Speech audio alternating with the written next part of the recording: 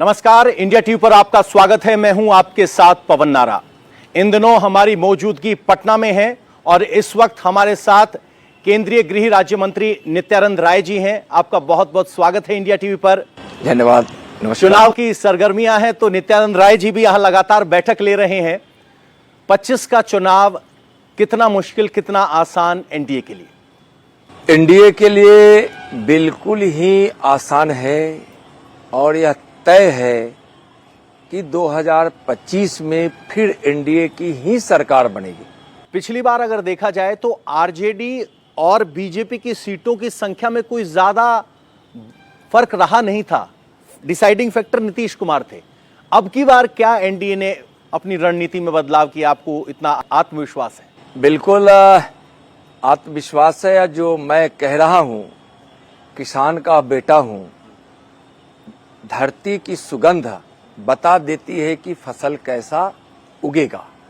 और मैं कह रहा हूं कि राजनीति की फसल 2025 में एनडीए की ही उगेगी और भारी बहुमत से सरकार बनेगी। जहां तक आपने कहा कि पिछले चुनाव में यानी 2020 के चुनाव में बहुत कम का अंतर रहा है एनडीए में और यूपीए में, तो पिछली बार से इस बार की स्थिति में काफी बदलाव है। एक पहला कि इन 5 वर्षों में माननीय प्रधानमंत्री श्री नरेंद्र मोदी जी बिहार के विकास के लिए बहुत सारी योजना देकर बिहार के विकास को तीव्र गति दिए हैं और उसका क्रियान्वयन एनडीए की सरकार बिहार में बखूबी की है नीतीश जी के नेतृत्व में। और प्रधानमंत्री माननीय नरेंद्र मोदी जी के भगीरथ प्रयास से विकास की गंगा घर घर, गांव गांव, शहर शहर, जन जन तक पहुंची है। पूरे देश में वह विकास की गंगा बिहार में भी पहुंची है।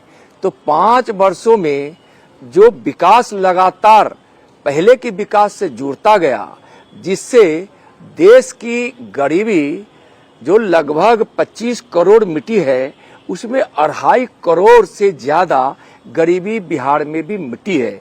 तो एक गरीबी मिटी, बिहार का विकास 5 साल में और ज्यादा ऊपर की तरफ बढ़ा, प्रधानमंत्री जी पर और विश्वास बढ़ा, एनडीए पर विश्वास बढ़ा। यहाँ और जो गठबंधन है उसका स्वरूप भी बदला है। तो आज एनडीए के गठबंधन और मजबूत होकर उभरा है। तो आप जैसे पिछली बार भी देखे होंगे कि चिराग पासवान जी हमारे गठबंधन में नहीं थे, आज हमारे गठबंधन में हैं। आज उपेंद्र कुशवाहा जी भी हैं, जीतन राम मांझी जी भी हैं। जदयू भारतीय जनता पार्टी का एक मजबूत आधार के साथ साथ इन लोगों का भी अपना जनाधार जो मजबूत है, अपने अपने दृष्टिकोण से सब मिला है। और इस बार आरजेडी कम्युनिस्ट कांग्रेस का जो घमंडिया गठबंधन है, इस बार उसका सुबड़ा साफ होगा और एनडीए की सरकार बनेगी। जिस तरह से आपने गठबंधन को समझाया, एक सवाल मन में आया।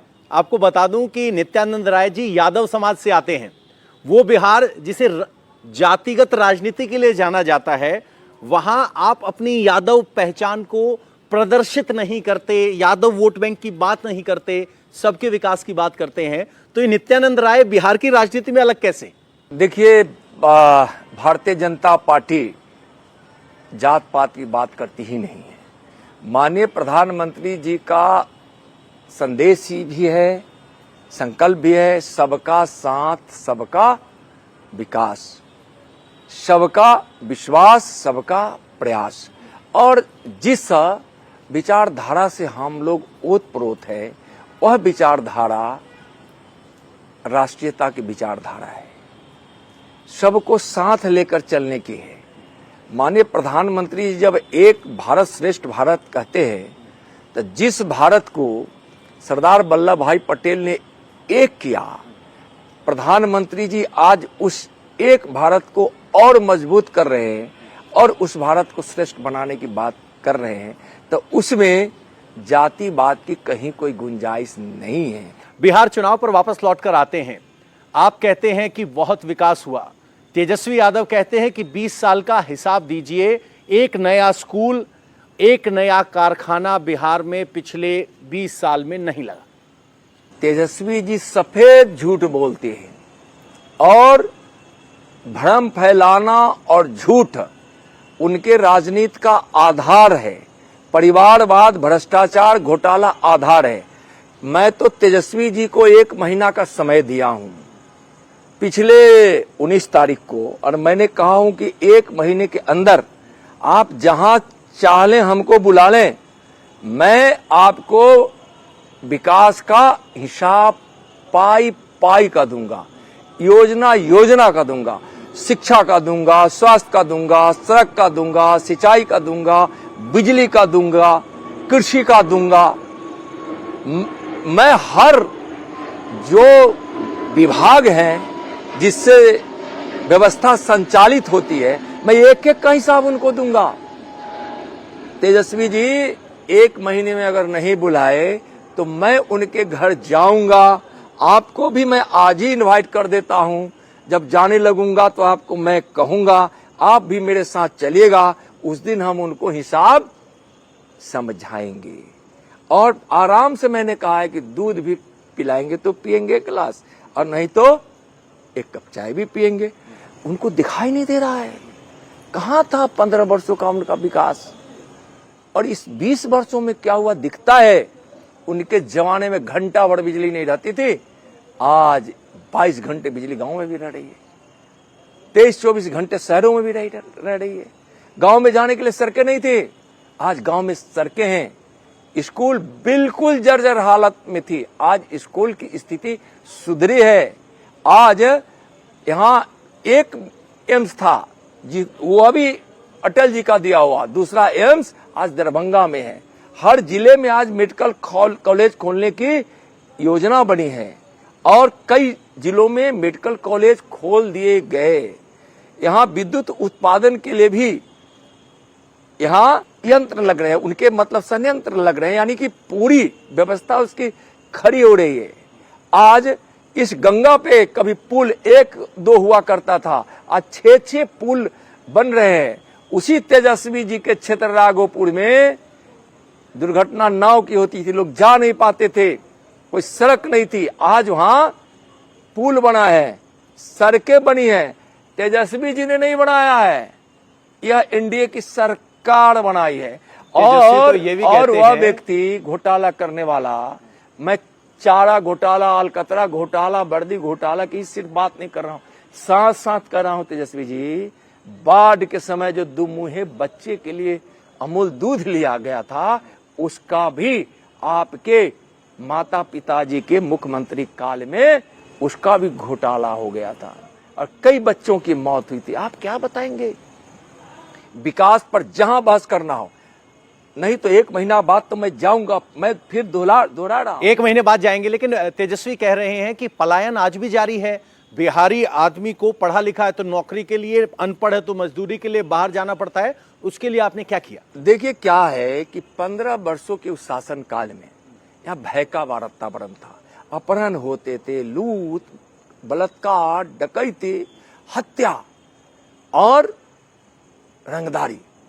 भय का ऐसा वातावरण था कि उस 5 वर्षों में पलायन का एक बड़ा सिलसिला चला और उस क्रम में बहुत लोग पलायन कर बिहार से बाहर रोजगार के लिए जो गए थे, नौकरी के लिए जो गए थे, वहां वह जाकर नौकरी प्राप्त किए, रोजगार प्राप्त किए और उन्होंने अपना सेटअप खड़ा कर लिया।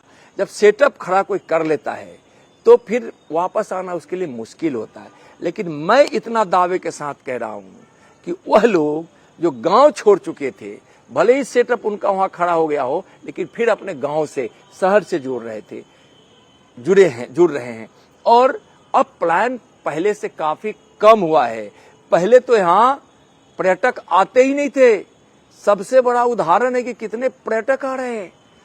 बौद्ध सर्किट, शिव सर्किट का निर्माण हो रहा है, एक दूसरे से जुड़ रहा है। सीता मैया का मंदिर, राम का मंदिर बन गया, सीता मैया का मंदिर बनने जा रहा है इसी सीतामढ़ी में। जिसकी घोषणा माननीय गृह मंत्री जी ने गुजरात की धरती से किया था, आज उस पर कार्रवाई हो रही थी। तो पलायन उस समय हुआ था, उसका प्रभाव आज भी है, मैं स्वीकार कर रहा हूं, लेकिन पलायन पहले से कम हुआ है और आज रोजगार में यहां वृद्धि हुई है। 9 लाख लोगों को रोजगार मिला है, नौकरी मिली है सरकारी, 24 लाख लोगों को यहाँ रोजगार मिला है। अब लोग मुखातिब यहाँ हो रहे हैं, अच्छी व्यवस्था है, विधि व्यवस्था अच्छी है, इसलिए पलायन में काफी कमी आई। तेजस्वी यादव आज एक प्रेस कॉन्फ्रेंस कर रहे थे जिसमें उन्होंने कहा कि वोटर रिवीजन जो हो रहा है वो सरकार के इशारे पे हो रहा है, उसके हर रोज हर हफ्ते नए कानून आ जाते हैं, कभी कहते हैं 2003 से होगा, एक लिस्ट दी गई है, वो बताएं कि कितने % लोगों के पास पेंशन के कागज होंगे, कितने % लोगों के पास सार्वजनिक उपक्रम के होंगे, तो एक लंबी लिस्ट किनारे हैं। वो कह रहे हैं कि ये वोटर रिवीजन अगर 2003 से नहीं हुआ है तो 2024 का लोकसभा चुनाव भी तो इसी वोटर लिस्ट पे हुआ।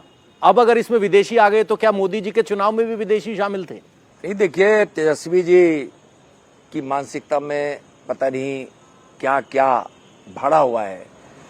उनको यह समझना चाहिए कि चुनाव आयोग स्वतंत्र संस्था है, उनका निर्णय है।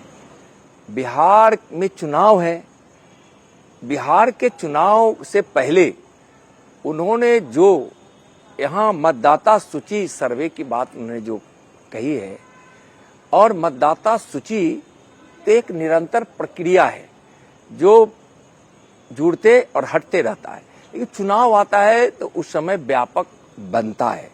तो उसमें ऐतराज उनको क्यों हो रहा है? इसका मतलब यही है कि तेजस्वी जी ने यहाँ फर्जी मतदाता बनाया है, मतदाताओं का डुप्लीकेशन किया है और फर्जी मतदाताओं के माध्यम से चुनाव जीतने की कोशिश करते हैं। क्यों भाग रहे हैं? अगर जो सही मतदाता यहाँ होंगे तो उसमें दिक्कत क्या है कि अगर सही मतदाता है तो रहे, अगर फर्जी मतदाता है तो नहीं रहे। लेकिन यह काम चुनाव आयोग का है, वह स्वतंत्र इकाई है, चुनाव आयोग पर इनको शक नहीं करना चाहिए, गैर मुनासिब है। एक आपत्ति उनकी ये है कि जो प्रवासी अपना बिहारी है जो कहीं प्रदेश में जाके रह रहा है, वो वोट डालने के लिए आता है, अब वो फिजिकल वेरिफिकेशन के लिए घर पर मौजूद कैसे होगा? और अगर वो मौजूद नहीं होगा तो वोट कटेगा और गरीबों का वोट काटने की साजिश है। बिल्कुल गलत कहना है उनका। फिजिकल वेरिफिकेशन में की जो बात कर रहे हैं, और पूरे देश में कहीं एक जगह आप मतदाता सूची में रह सकते हैं, ठीक है, एक समय है, और चुनाव आयोग उसके लिए क्या क्या शर्तें रखी है उनको अध्ययन करने की आवश्यकता है। चुनाव आयोग कुछ भी किया होगा तो सोच समझकर किया है, लेकिन जैसा वो कह रहे हैं वह उनकी विकृत मानसिकता का परिचायक है। एक आपकी तरफ से एक बयान मैं पढ़ रहा था, आप कह रहे हो कि तेजस्वी यादव के लिए अब की बार राघोपुर सीट भी मुश्किल है। बिल्कुल, मुख्यमंत्री पद के दावेदार बताते हैं अपने आप को। जीतेंगे तब ना मुख्यमंत्री बनेंगे, न उनकी पार्टी जीतने वाली है, सुपड़ा साफ होने वाला है, और राघोपुर से तेजस्वी जी बिल्कुल हारने वाले हैं। क्यों? इसलिए कि उन्होंने राघोपुर की जनता को धोखा दिया है और वहां विकास का कोई काम नहीं किया है, और वहां धोखा के साथ साथ बिहार राघोपुर की जनता का उन्होंने तिरस्कार किया है। उनके खिलाफ लोगों में आक्रोश है और राघोपुर की जनता उनको समझ रही है कि भ्रम फैलाने वाले लोग हैं, विकास से दूर रखने वाले लोग हैं, अपने परिवार की उन्नति के लिए राजनीति करते हैं और उसके लिए कुर्सी चाहिए। राघोपुर के लोगों के लिए उन्होंने कुछ नहीं सोचा, इसलिए उनका हारना तय है। एमवाई एक समीकरण है जो माना जाता है कि आरजेडी का एक वोट बैंक है। उसमें से अगर मुस्लिम की बात की जाए तो अभी रविवार को पटना में एक बड़ा जलसा हुआ जिसमें कांग्रेस के नेता भी पहुंचे थे, राहुल गांधी का संदेश पढ़ा गया और खुद तेजस्वी ने कहा कि यहां वक्फ एक्ट लागू नहीं होने देंगे, उखाड़ फेंकने का, बीजेपी की सरकार को उखाड़ फेंकने का पटना के गांधी मैदान से आह्वान किया। जनता उनको उखाड़ फेंकेगी, सरकार बनने वाली नहीं, उनकी बात एक। दूसरा कि जो कानून केंद्र सरकार बनाई है वह कानून बिहार में लागू होना ही होना है। वोट के लिए तुष्टीकरण करके किसी को गुमराह करना, इसलिए कि वक्फ बोर्ड के माध्यम से मुसलमानों का कोई हक नहीं छीना गया है। वैसे मुट्ठी भर लोग जो कब्जा उस पर जमाए हुए थे, उस संपत्ति का लाभ गरीब मुसलमानों को मिले, महिला मुसलमानों को मिले, इसकी व्यवस्था की गई है। और मुट्ठी भर लोगों का उस पर से अधिपत्य समाप्त हो जाए, इसकी व्यवस्था है। गुमराह कर रहे हैं वो मुसलमानों को भी और बिहार को भी। इसलिए ऐसे भारतीय जनता पार्टी जो वक्फ बिल का लेकर आई, एनडीए की सरकार लेकर आई और जो पास हुआ, उस पर बहुत सारी चर्चाएं हो चुकी है, काफी मत आ चुके हैं।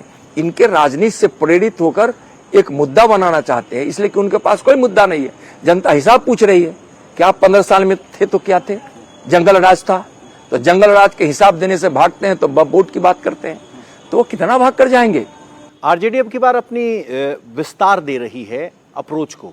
जैसे एक कुशवाहा समाज का, बनिया समाज का एक सम्मेलन किया गया, जिसमें कहा गया कि बनिए, एक नई डेफिनेशन है, बनिए बिहार को बनाइए, उसका विस्तार किया गया। इसके अलावा निषाद समाज को साथ लाने की कोशिश है, मछली खाते हुए वीडियो बनाते हैं। तो क्या वो दायरा बढ़ाएंगे, सामाजिक दायरा जिसको वो बोलते हैं? क्या बीजेपी को कोई परेशानी हो? कोई परेशानी नहीं बीजेपी को। उनके कहने से न दायरा बढ़ेगा और न कोई समाज बहकावे में आने वाला है। भारतीय जनता पार्टी सबका साथ, सबका विकास की बात कर रही है, तो इसको लोग समझ रहे हैं। सब समझ रहे हैं कि विकास का मतलब मोदी, विकास राष्ट्रीयता का मतलब हमारी नीति, देशभक्ति का मतलब हमारी नीति, सेना के शौर्य बढ़ाने वाला मोदी की सरकार, बिहार में विधि व्यवस्था लाने वाला नीतीश जी की सरकार, एनडीए की सरकार, जातिवाद को नकारने वाला एनडीए की नीति, सबका साथ सबके विकास की बात इसी आधार पे हम करते हैं। जातिगत जनगणना की भी बात हुई, नोटिफिकेशन जारी हुआ है, अब की बार की जनगणना में जातिगत जनगणना होगी, वो कितना बड़ा मुद्दा रहेगा बिहार में? देखिए, जातीय जनगणना विकास की दृष्टिकोण से किया जाएगा, ताकि उसमें जो जातीय जनगणना है उस हिसाब से क्या क्या किसकी किसकी स्थिति है, उसका कोई दृष्टिकोण राजनीतिक नहीं है। तो यह शुद्ध मन से वैसे लोगों को जो अधिकार मिले, विकास उन तक पहुंचे और विकास की योजना बनाते समय वह आधार बने, इसलिए जनगणना जरूरी था, जातीय जनगणना, और वह जातीय जनगणना हो रहा है। आरजेडी पूछती है कि अगर जातीय जनगणना करेंगे तो क्या आरक्षण भी बढ़ाएंगे? देखिए, आरक्षण के विरोधी लोग बोल रहे हैं। आरक्षण बिहार में किसने दिया?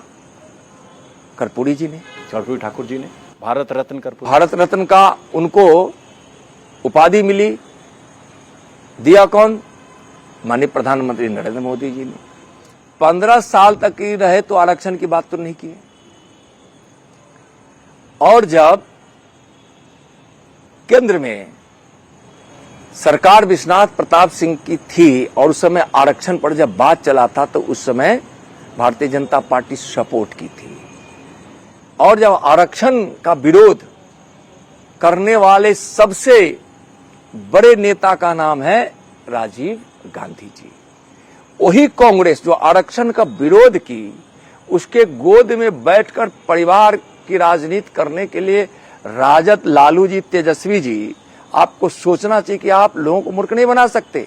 जो कांग्रेस का साथ है उसको तो आरक्षण की बात करने का हक ही नहीं है। और माननीय प्रधानमंत्री जी श्री नरेंद्र मोदी जी ने ओबीसी आयोग को कभी संवैधानिक दर्जा नहीं मिला, और संवैधानिक दर्जा मिलने से ओबीसी का आरक्षण और मजबूत हुआ। पहले न जाने कौन सा एडमिनिस्ट्रेटिव ऑर्डर ओबीसी के आरक्षण पर कुठाराघात कर देता, और जब इस सत्ता में रहे कांग्रेस के साथ दिल्ली में, क्यों नहीं दिया? क्यों नहीं दिया ओबीसी को संवैधानिक दर्जा? तो आरक्षण की बात क्या करेंगे? आरक्षण की नीति न्याय के लिए भारतीय जनता पार्टी की है, इसलिए वो आरक्षण की क्या बात करेंगे? लालू यादव की इस चुनाव में क्या भूमिका देखते हैं? क्या आपको लग रहा है कि आरजेडी की कमान अब तेजस्वी के हाथ में है, या लालू का मार्गदर्शन है और लालू के कमान हाथ में? इतना हम जानते हैं कि परिवार में ही कमान रहेगा, चाहे लालू जी के पास रहे चाहे तेजस्वी जी के पास रहे, दूसरे को कमान नहीं जा सकता है।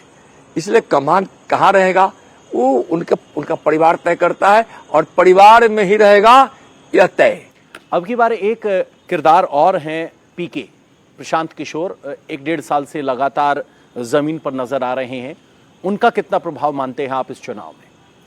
देखिए, बिहार के लोग अब विकास चाहते हैं और परखे हुए लोग को चाहते हैं, जिनको देख रहा है 20 साल में बिहार कितना बदला है। और बिहार के लोग यह देखते हैं कि जब दिल्ली में एनडीए की सरकार है तो यहाँ एनडीए की सरकार, मोदी जी की सरकार बिहार के लिए 3 लाख करोड़ दिया है जब से मोदी जी बने हैं। अभी भी हजारों करोड़ दिए गए हैं, 11,000 करोड़ से भी ज्यादा बाढ़ से निजात या उसको कम करने के लिए दिए हैं मोदी जी। उससे सिंचाई परियोजना को भी सहायता मिलेगा, बांधों को भी मिलेगा। सवाल पीके की भूमिका पे है सर। और जब पिछले बजट में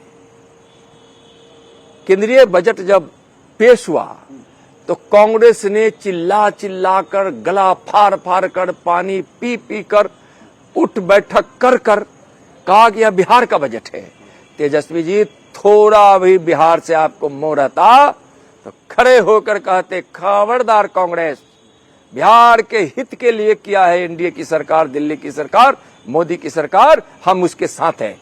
तो केंद्रीय बजट में बिहार का बजट दिखाई पड़ा, उसका खिलाफ करने वाला कोई व्यक्ति, चाहे वह कोई भी हो या फिर कोई दूसरी पार्टी प्रयास कर रही हो, तो किसी पर भरोसा जनता नहीं करेगी। मोदी जी का बिहार के लिए किया गया काम, नीतीश जी के नेतृत्व में किया गया काम और बिहार के प्रति माननीय प्रधानमंत्री जी के मन में प्रेम और बिहारियों के मन में हमारे माननीय प्रधानमंत्री जी के प्रति आदर, यहाँ एनडीए को इतना मजबूत बना रखा है कि कोई भी पार्टी हो, आप जिसका नाम ले लीजिए, कोई ऐसी जो पार्टी हो, किसी की गुंजाइश नहीं। चलिए, जिसका नाम आप लेने से बच रहे हैं उन्हीं का एक बयान मैं आपके सामने रखना चाहता हूं। वो कहते हैं कि बीजेपी को बिहार पर नीतीश कुमार को थोपने की सजा मिलेगी। बीजेपी थोपती है, जनता मुख्यमंत्री बनाती है, जनता प्रतिनिधि बनाती है। तो जनता बनाई है नीतीश जी को, अगर कोई थोपने की बात कह रहा है तो ऐसा नहीं है। लेकिन भारतीय जनता पार्टी अपना नेता नीतीश जी को मानती है कि हमारे नेता हैं, तो थोपने की बात का है। थोपने वाले लोग तो परिवारवादी होते हैं, जो परिवार को थोप देते हैं। हम जा रहे हैं तो हमारी धर्मपत्नी जी को मौका नहीं मिला, तो फिर हमारे पुत्र जी, एक ही परिवार में पुत्री जी भी, पुत्र जी भी, माता जी भी, पिताजी भी, उससे बड़ा थोपना किसको कहते हैं? यही थोपना है। और वह परिवारवाद ही राजतंत्र है और यह लोकतंत्र है। संविधान ने लोकतंत्र की व्यवस्था दी है।